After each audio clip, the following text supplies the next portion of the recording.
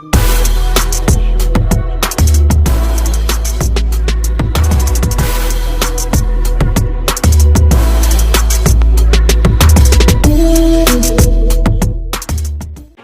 so after creating a project at a 16:9 aspect ratio, the next thing we have to do is to import our black background.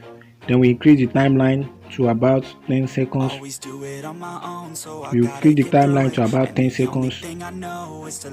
And then the next thing is to import, is to put in our text. So I made a mistake here, delete the handwriting, layer, text. Then you put your text, bleach, just like this. You press OK. Next thing, you change the font to NATO serif bold. You increase the size and put it in the middle so that you align at the middle.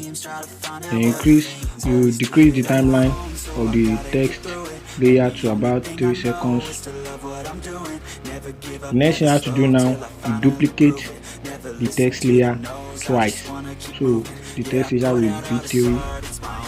You duplicate it twice and you adjust like this. You adjust so that the first layer and the second layer are overlapping at the end and the beginning, at the end of the first layer and the beginning of the second layer, and you do the same thing for the second layer and the third layer, just overlapping with about maybe 10 milliseconds.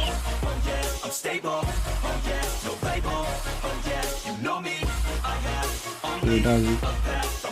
Next thing you have to do now is to edit the text. You edit the second layer, you edit the text and put in effect, because you are making it glitch effect kinemaster. You put in effect, then the third layer you edit that also and you put in kinemaster. Okay, so that's it. This is what we are going to have at the end.